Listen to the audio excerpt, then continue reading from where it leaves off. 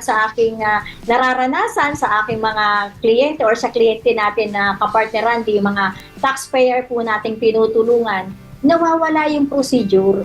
Nawawala yung ano ba yung dapat gawin kapag ikaw ay na-issuehan ng letter of authority. Ganun na lang ba talaga? Parang nandoon yung pananakot sa taxpayer. Kasi ang taxpayer, since kulang siya ng kaalaman, lalo na pag naka-receive ng isang notice from BIR, nauuna na kagad yung takot, yung fear, na which is dapat ma-overcome ng taxpayer at maliwanagan. Bakit ba ako kinakailangang matakot na hindi pala ako dapat matakot?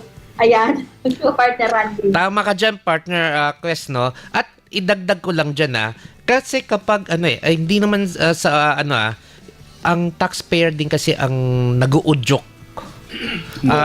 sa ating mga pangalan nito, sa mga revenue officers. Yes. Kasi minsan ang taxpayer ang may kasalanan, alam niyang ang kanyang binabayad ay kulang, 'di ba? Okay. So nakikiusap, 'di ba? So dami-dami na.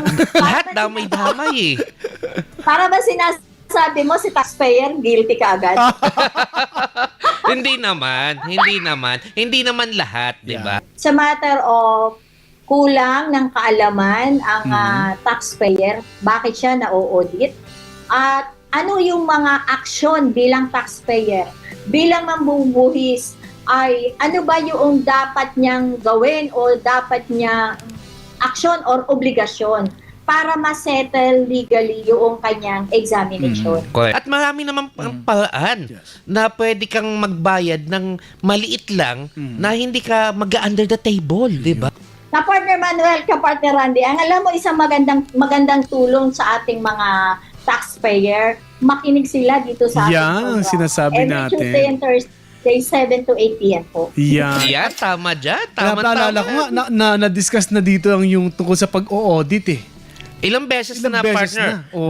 Kung itong business natin to na segment, dalawang beses na yata ngayon Yes. Oo. Ngayon Kaya- sa business Dalawang natin to. beses Oo. ba? Oo. Napakaganda Kasi isa nun. yan sa favorite kong topic. But, sa atin. Tax Umpisa service natin. from time to Ngayon. time. Halos madalas Oo. talaga. Pero dito sa business natin, hindi lang negosyo pag-uusapan, pati tungkol sa tax.